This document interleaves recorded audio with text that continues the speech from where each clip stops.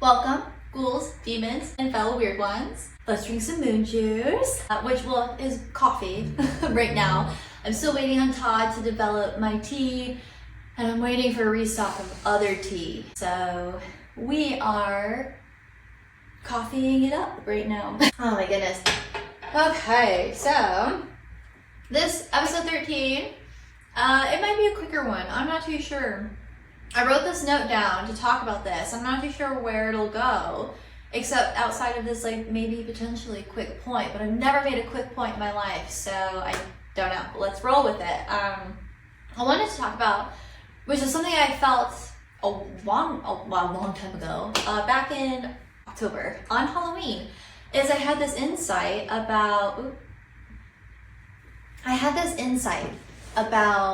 Samhain and staying in on Halloween, and kind of this like shift, not just in extroversion and like outings and socialization, but like Halloween night parties or outings, Christmas, Yule, winter solstice, like those main holidays.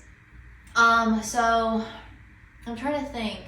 Summer solstice, but like people don't really have, there's not anything in America that's correlated with the summer solstice necessarily, except maybe the 4th of July. That might be like the closest we in America get to like a summer solstice celebration. I know that it's pretty specific, specifically celebrated in other countries, but Halloween and Christmas, right? Those are pretty Americanized Sabbaths in a way.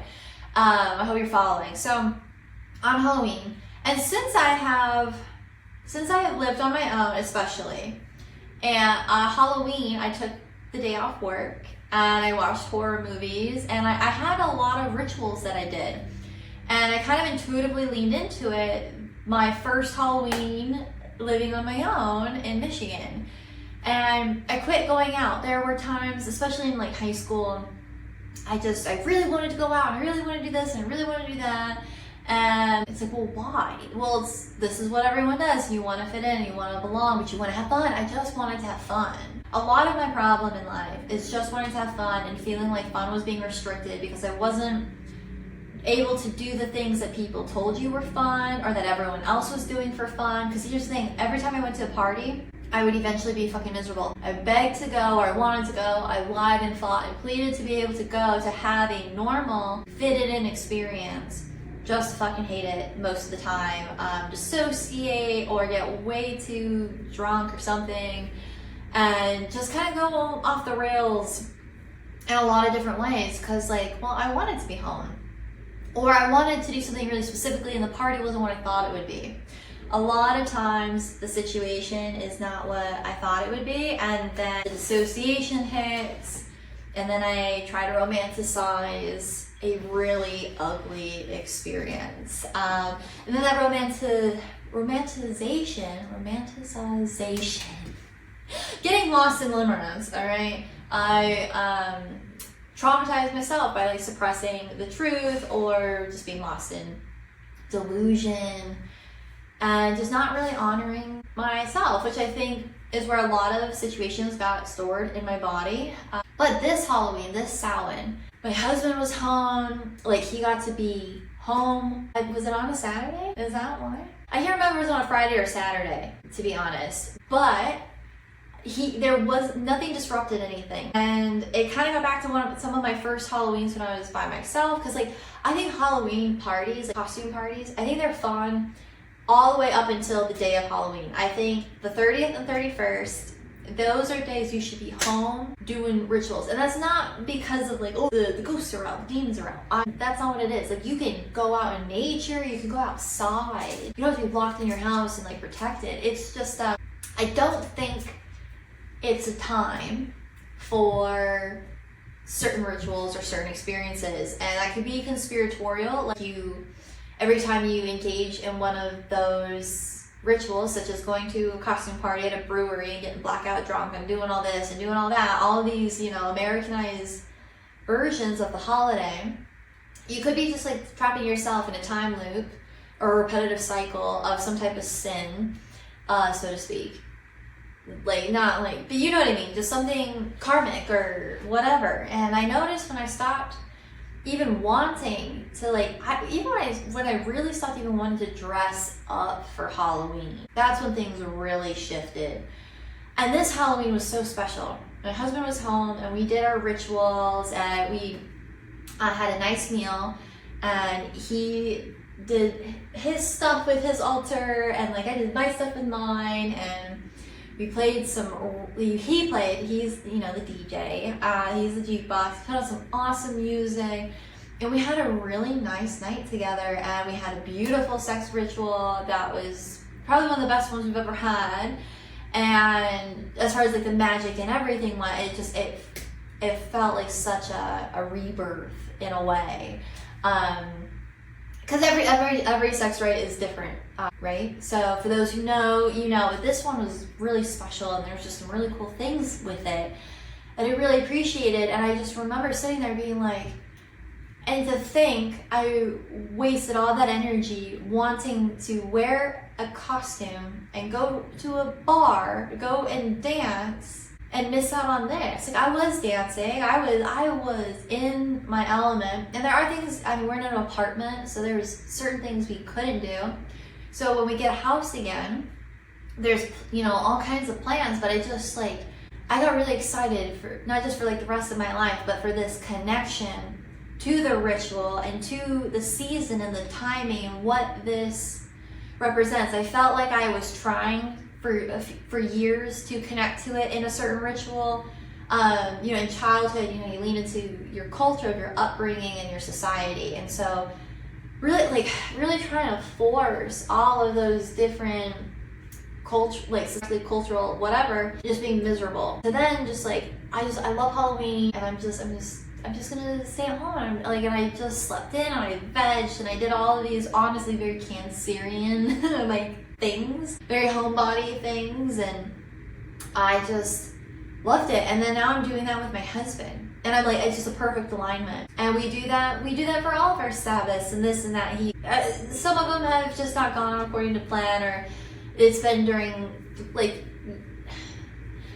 so if you're going through a storm, so if you're Noah, right? If you're in the Bible and you're Noah and you're going through the flood and you're on that fucking ark, but it's still Christmas and you're still trying to celebrate fucking Christmas, how are you going to celebrate Christmas on that boat? It's not going to be the most fun. It's not going to be, but you still put in the effort, and hey, nothing can stop us, not even the flood. We're still going to fucking celebrate Christmas, right?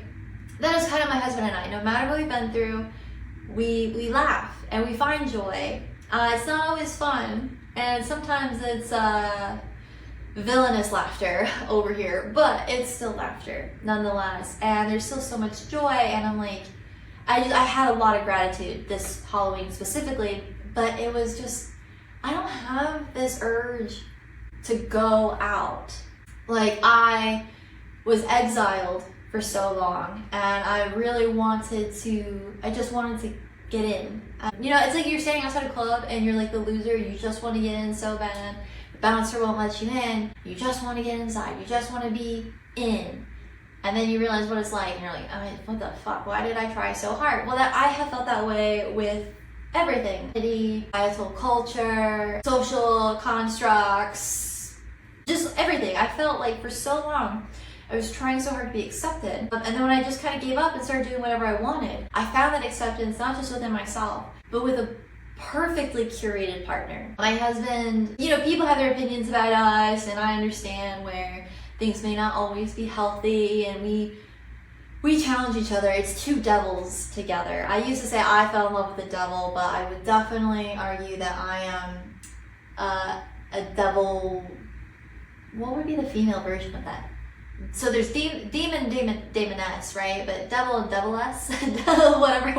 Sorry, I know it's probably stupid, but I feel like he fell in love with the devil too. We are both adversarial energies, and we challenge each other in a really good way. It was like when was it Apollo and Rocky, right? When they became friends, like they were rivals, but then they became friends and like best friends, and they challenged each other. They both became like the best. Like that healthy competition that I wish we would breed more in society, not like toxic competition, but like, yeah, no, positive adversarial energy. And my husband and I have really cultivated that within ourselves. It's been there from the beginning. And it is quite the beautiful relationship, because I know that if he's challenging me, it's because he wants what's best for me, not because he wants to secretly destroy me. And I've learned that lesson the hard way. But that triggers me into challenging him, into not being that person. And through that act of even challenging him is healing in itself. And the fact that I'm safe enough to equally challenge him. He's not only safe enough to challenge me, but I'm safe enough to challenge him. So that's like really huge and awesome. And like I really came to that understanding on Halloween. And I was like, yeah, it's kind of like not just what the holiday season is about, but it's like the lesson of the seasons and the cycles. And I hope that makes sense to people, like how that connects. My mind just kind of went blank for a second, and I started daydreaming. That happens, and then like the words stop, and then I start playing a movie in my head, and then all words are gone, and I'm just kind of awkwardly silent, like Dexter with his internal monologue. Very fitting for me. So anyway, I think like for me, what that kind of concluded is, because especially like in the beginning, when I really started to make a point of engaging in Sabbath rituals, not just like from knowing about it, like, you know, or doing like American modern Christian versions of them. You know, there's so many different levels of holidays that you participate in. But when I really started to build it and engage in it, fake it till I make it by trying something new and building it for myself. And so you do, you know, cheesy, cliche, traditional things because you're trying to get a feel for it. And then you start to learn to express yourself, which is what everyone has ultimately done with, you know, Christmas. But I was figuring out how to do it with all of with the wheel of the year and the seasons and like my newborn pagan path, and just connecting to my roots and my ancestry, and like what do I actually want to engage in. And so building the Sabbath in that way, for me, a lot of it is not trying to it's not even just about forcing, because like I would try to make it so elaborate where I would like, oh, it's you know, it's the fall equinox, it's autumn equinox, it's Mabon, it's the witch's Thanksgiving, let's try to invite people and have friends and do this and do that. And I think it's quite about that. I think it can be, and I think that there are moments for it.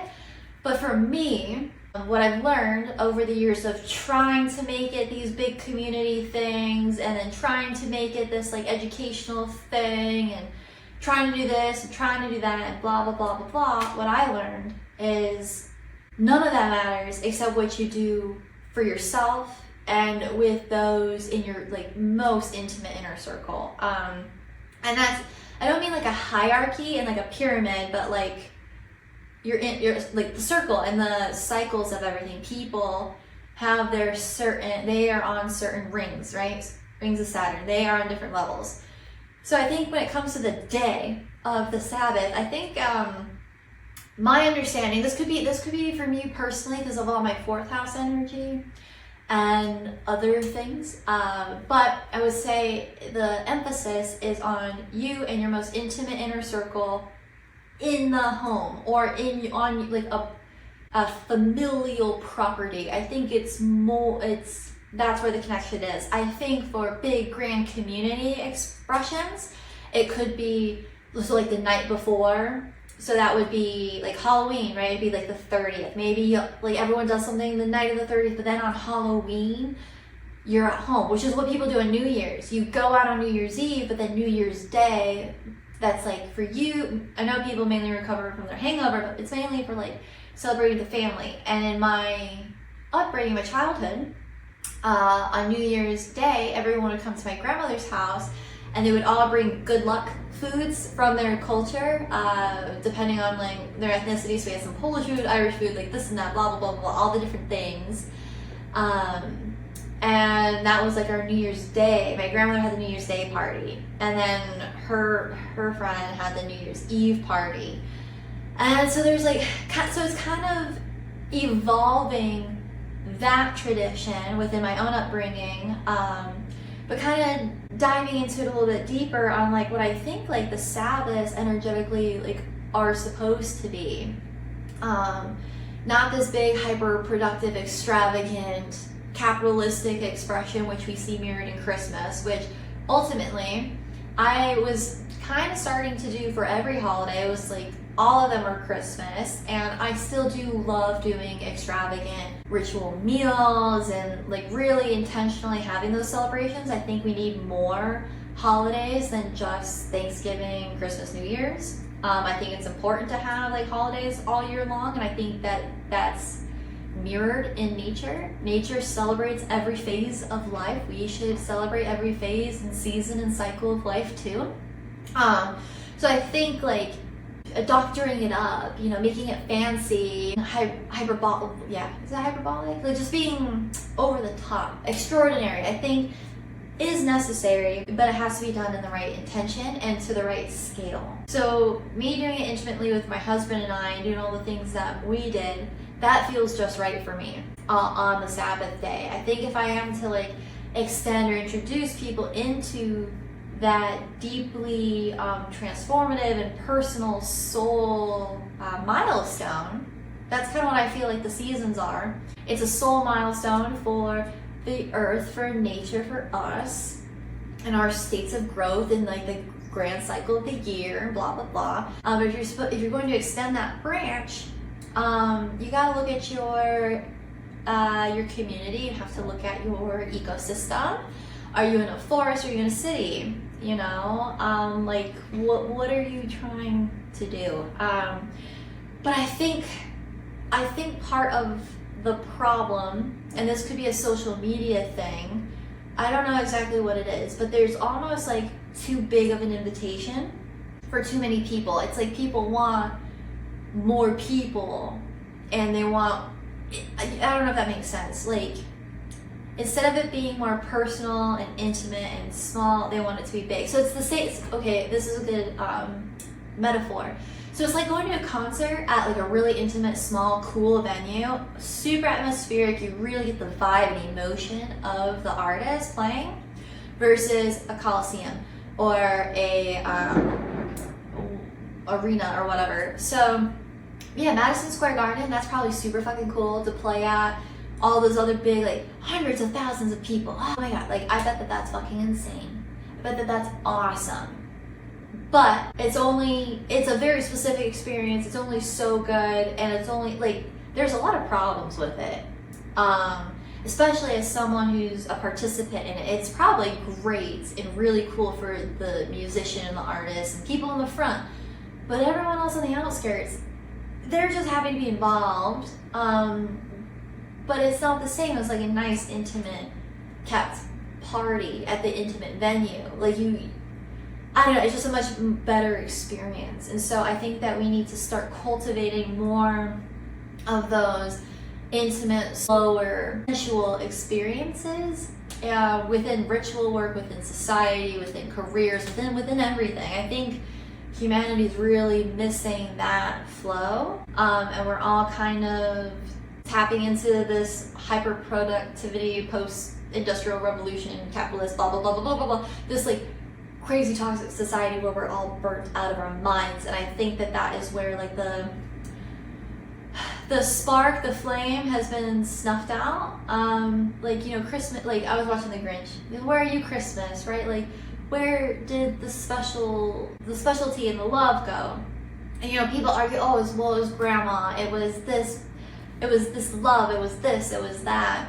But I think part of it is because society has poisoned it and tainted it so badly that we're missing. Like, it's just like when we're being overexposed to Madison Square Garden or the Coliseum-based art and shows and intimacy, that we forget that we're missing those really cool, small, intimate venues. Like, there's nothing wrong with a 20-person show, but there's nothing wrong, and there is great pride in like hundreds of thousands of people show, millions of people show. Like, I get the scale, but that's where you're never satisfied, right? You just can keep getting bigger and bigger and bigger, and then you're spread so thin that do you even feel anything anymore? And that could be like an argument for like air symbolism. They say that people with air, they're very detached and this and that and blah, blah, blah. But they're also the most sensitive. I guess it depends on which version of the element of air that people are. But I think that that's like a good scale of how to perceive that. But I think we're all starving for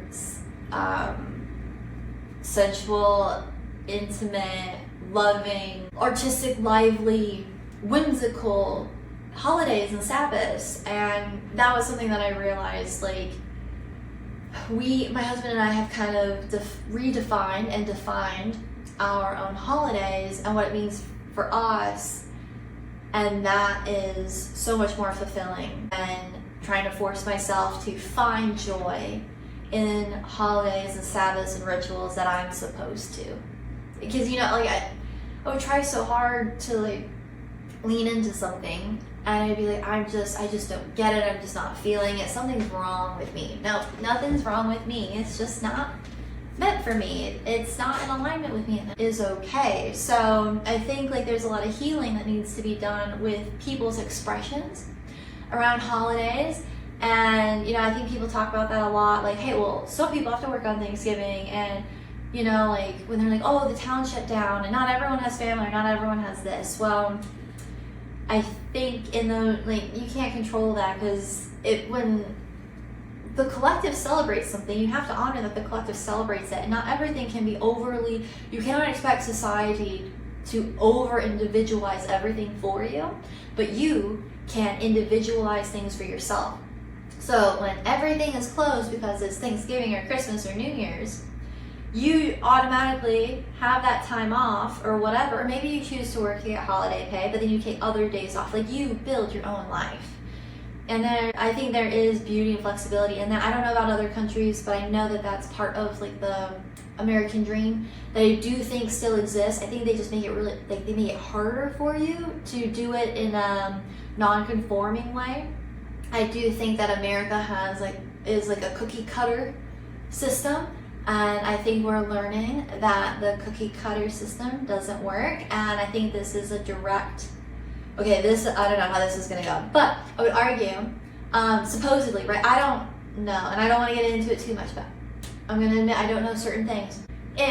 Right? So this is supposedly fascism, National Socialism, Germany, maybe, but this like cookie cutter routine, right? That was what they fought. But then in World War II, destroy Hitler, siphon off of Hitler, bring all of the doctors and scientists and blah blah blahs from Germany over to America. However, 100 years later, not even that, however many years later, I'm not doing the math in my head, however many years later, here we are. I think this is proof that cookie cutter uniformity doesn't work.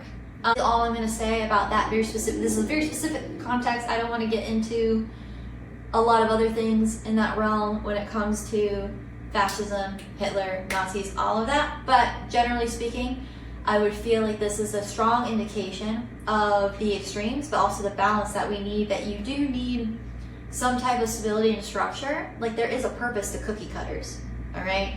Cookie cutters aren't like demonic necessarily. When they're overused and desensitized, problem. But there's no room for other realms of self-expression, right?